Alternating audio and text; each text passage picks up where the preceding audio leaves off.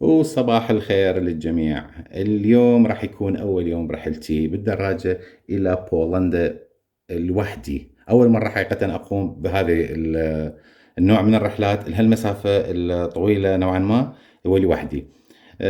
بالبداية أحب أعرفكم عن نفسي. أنا اسمي أحمد أمين وعايش في النرويج، وتحديدا في مدينة ساربسبورغ النرويجية. المدينة اللي أنا عايش بيها ما تبعد كلش هواية عن الحدود السويدية. فخطتي اليوم راح تكون أنه أسوق، أطلع من النرويج وأفوت للسويد وأوصل إلى مدينة يوتيبوري أو غوثنبرغ السويدية، ومن هناك أخذ عبارة أروح بيها للدنمارك. التفاصيل كلها راح تشوفوها بالفيديو هذا، بس قبل ما تشوفون التفاصيل أحبكم تشوفون بعض الصور الجوية من المدينة اللي أنا عايش بيها ساربسبورغ، ومن ثم نكون على الطريق. ابقوا وياي وسلام، نشوفكم بالطريق.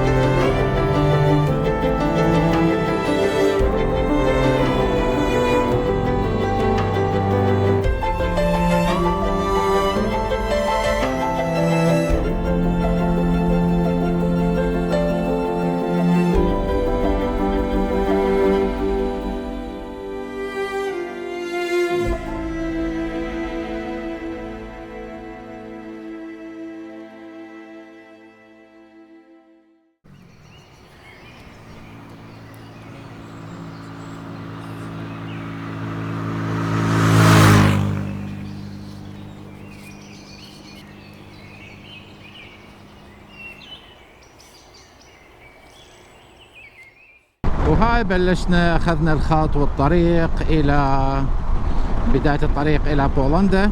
حاليا طبعا بعدني بالنرويج، دا اسوق باتجاه الحدود السويدية. الحدود ما راح تكون بعيدة مننا، وراح افضل بهذا المنفذ الحدودي اكو طريقين. الطريق واحد معدم على الخط السريع اللي دا اسوق عليه حاليا، بس راح افضل اخذ الطريق الثاني اللي هو يسموه الطريق القديم. بلكت اقدر اخذ لكم لقطة جوية من هناك. فابقوا وياي شوفوا التفاصيل ايش راح يصير وياي.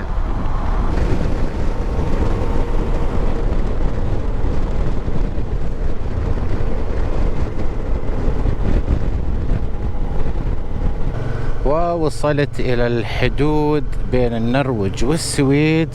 اليوم يبدو اكو كنترول على الناس اللي جايين من السويد داخلين النرويج، صاير ازدحام.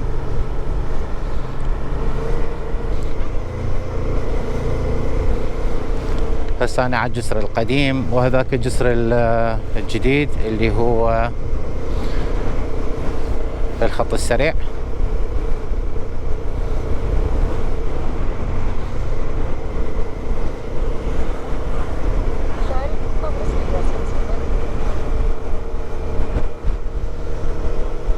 هسه حاليا انا بالسويد. طبعا اذا شفتوا الخط اللي كان موجود على الشارع قبل شوية، هذا من عبرته هو الخط الفاصل بين النرويج والسويد.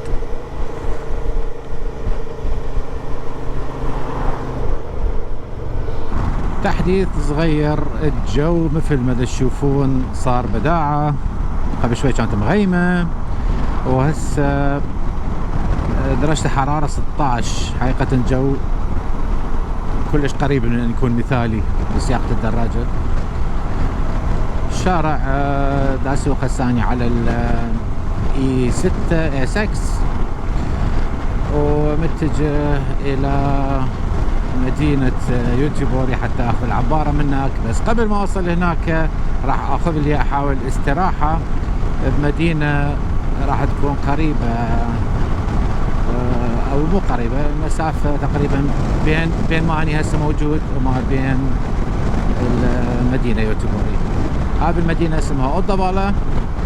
ناخذ بها استراحة، ممكن اشرب لي شاي او قهوة هناك وبعدين نكمل المسير.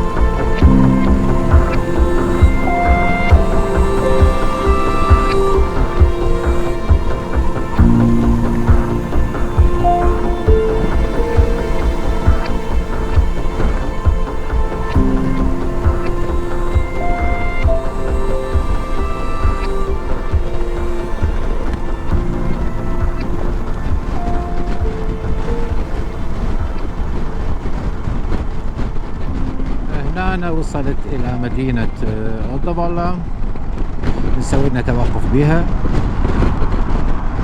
نشرب لنا فد شي.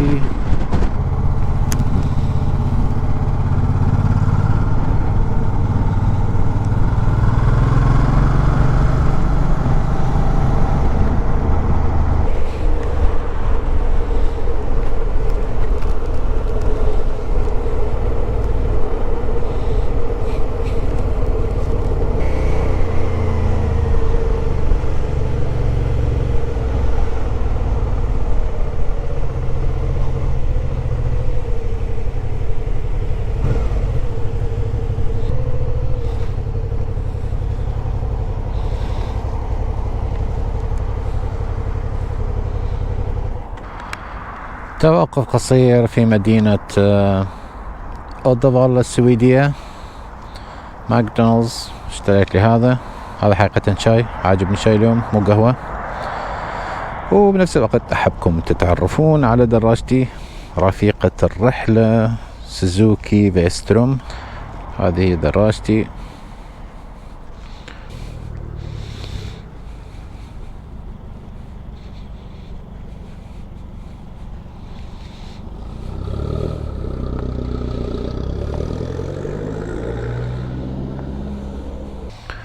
خلصت الاستراحة مالتي ونطلع نكمل الى يوتيوبوري. البعض راح يسأل ليش هذا هيجي.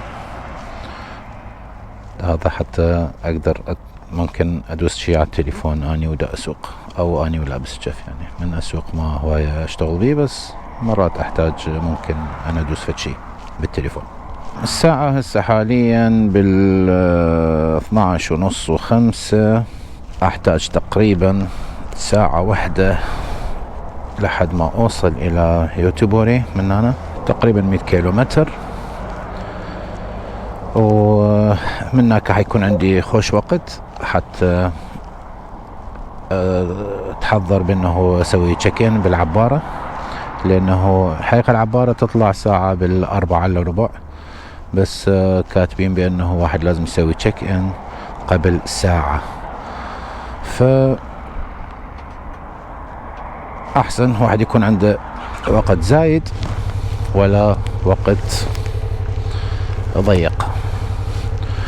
فنكمل طريقنا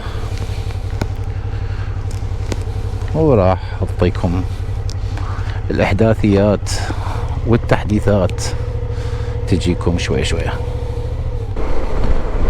وبما أنه أني بالسويد فأعطيكم بعض المعلومات عن السويد. السويد طبعا واحدة من دول الشمال والدول الاسكندنافية. مساحة هي أكبر دولة في شمال أوروبا، يعني في دول الشمال، وأكيد بالطبع حتكون هي أكبر واحدة باسكندنافيا. السويد عندها حدود برية مع كل من النرويج وفنلندا.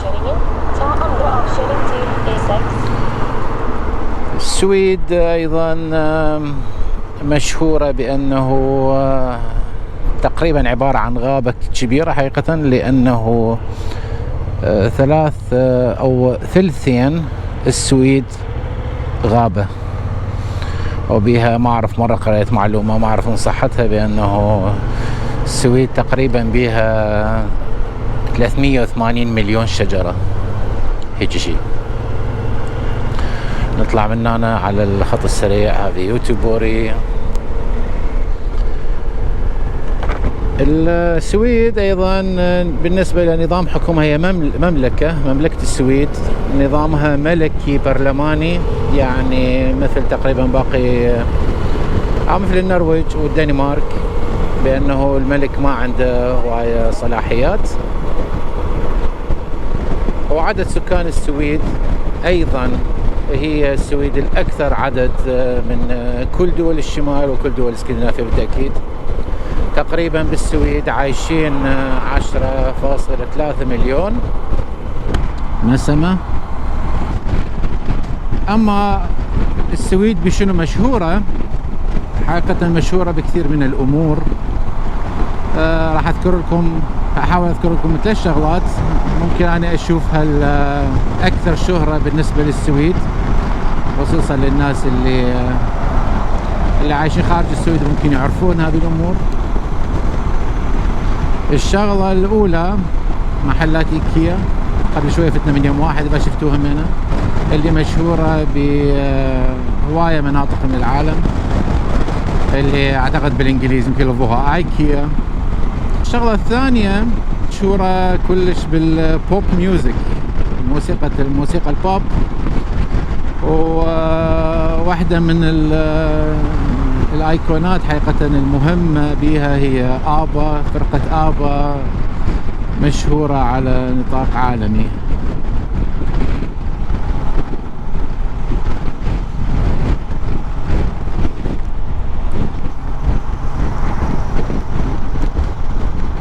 حقيقة كلش حلو هذا. الشغلة الثانية أو الشغلة الثالثة اللي مشهورة بها أبقى على الشغلة الثانية، واحدة من الشغلات المتعلقة بالموسيقى أيضا. فكلكم أكيد تعرفون تطبيق أو الآب سبوتيفاي هو سويدي أيضا، من الشغلات المشهورة عالميا. الشغلة الثالثة نطلع من الموسيقى ندخل إلى غير مجال، هي الصناعة. يعني السويد أكيد كلكم راح يجي بالكم أول شغلة هي سيارة فولفو، وأيضا عندهم كان إنتاج ثاني هي سيارات الساب، ومتوقف حاليا يمكن. وعندهم أكيد الشاحنات الكبيرة سكانيا، هذه هي من الشغلات اللي مشهورة بالسويد. هسه تقريبا باقي لي 100 كيلو إلى يوتيوبوري، اللي هي المدينة اللي يسكنها تقريبا يعني يوتيوبري يمكن تقريبا 700 بين 600 و700 ألف عايشين بها، مدينة كبيرة.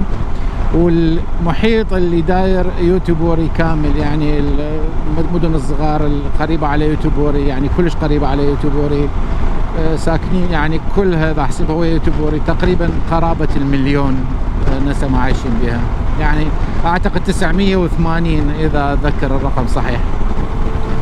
فأعوفكم هسه شوية ويا الطريق وأرجع لكم نوصل للعبارة مدينة يوتيوبوري.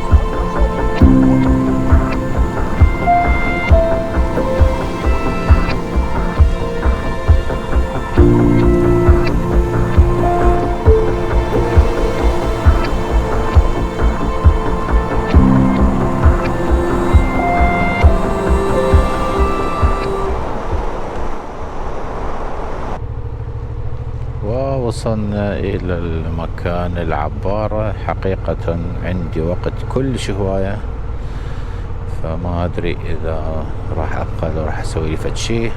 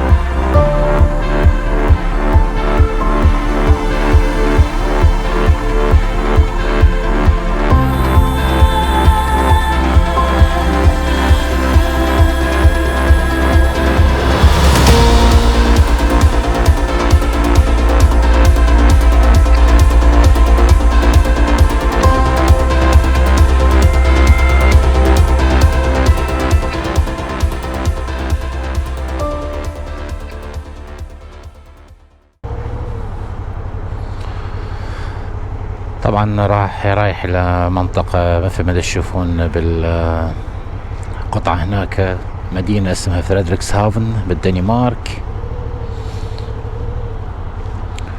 بشمال الدنمارك. تقريبا وقت العبارة تقريبا 4 ساعات راح نطلع من هنا، أو أقل من 4 ساعات والله. راح نطلع من هنا قبل شوف هاي من هنا تأشر والله ما أعرف.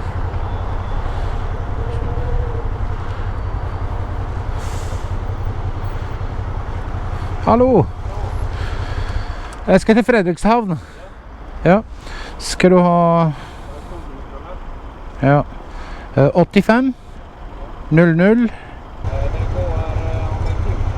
om en time, ja. Og det tar 3,5 timer? Ja.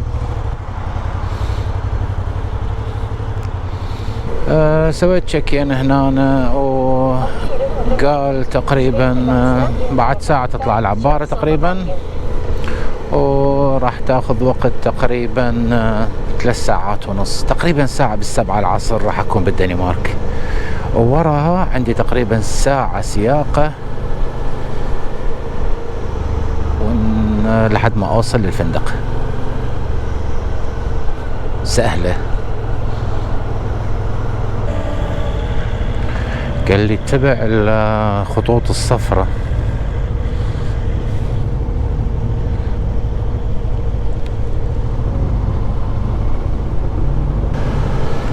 شوف الخطوط الصفراء وين حتوديني.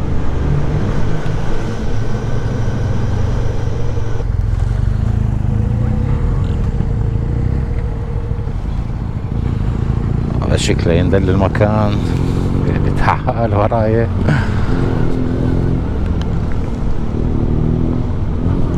جينا اول شغله لقينا ناس نحكي وياهم بالعباره.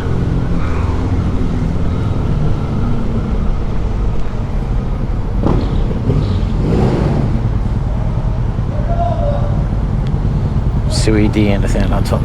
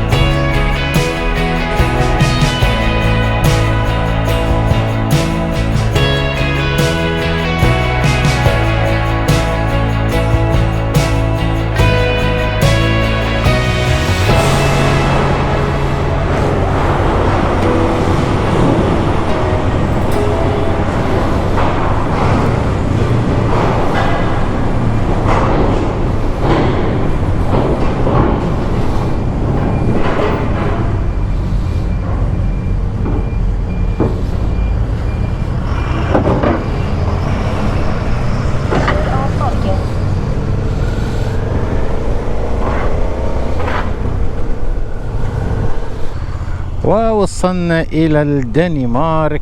بالمناسبة أنا صار لي كم سنة ما جاي للدنمارك، فحقيقة شعور جميل أن أوصل للدنمارك من جديد. وهسه طبعا بعد لي تقريبا ساعة سياقة لحد ما أوصل للفندق، وراح يكون كله على أعتقد كله على الخط السريع، لأنه لازم أوصل للفندق بأسرع وقت حتى أسوي تشيك إن. ممكن أشتري لي فتشي حتى أكله بالليل.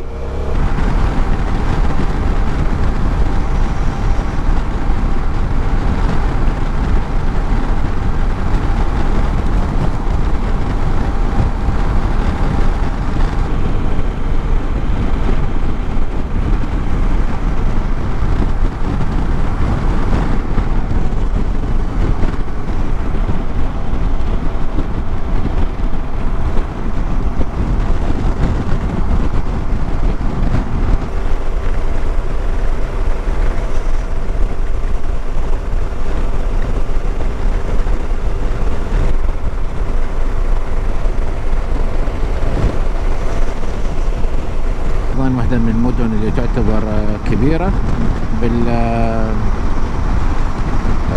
بالدنمارك. اعتقد هسه احنا بداخل نفق، اعتقد هذا جو الفيورد، يعني فوقنا مي، بس والله يبدو مو كلش عميقة هنا. رأسا نزلنا وصعدنا.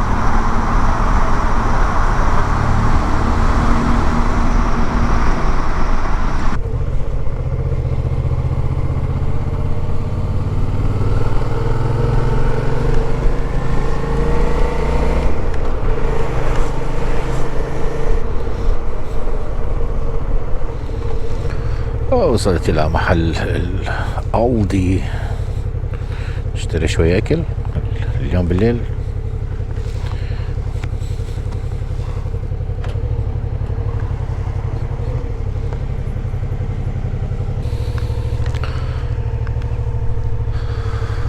وخلصنا من الأولدي ومتجهين للفندق. تقريبا 9 دقائق وأوصل، ما باقي مسافة هواية، 9 كيلو.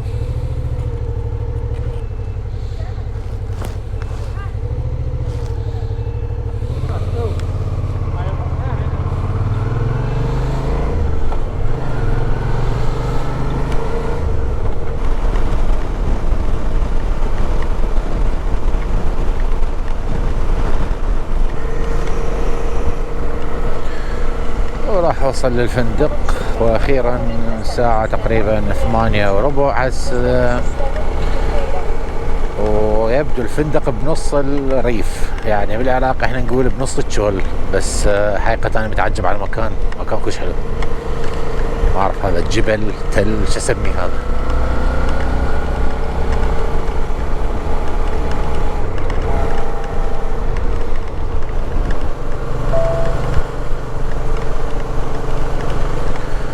هذا المكان يبكي على صورة جوية، تصوير جوي باكر، بداعة الخضار.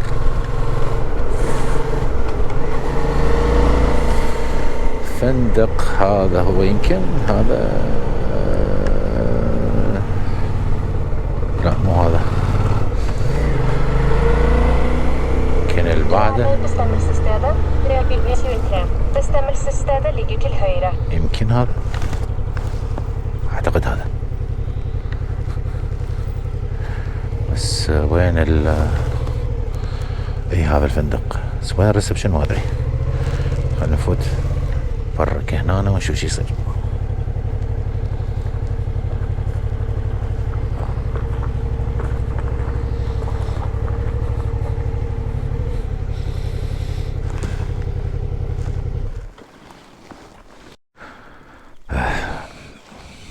ما لقيت احد بالريسبشن، بس كاتبيلي رسالة رقم 9 محجوز إلي والغرفة مفتوحة.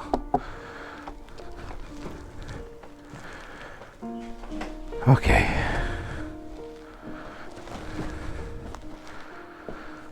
هذه هي الغرفة، هذا هو الحمام.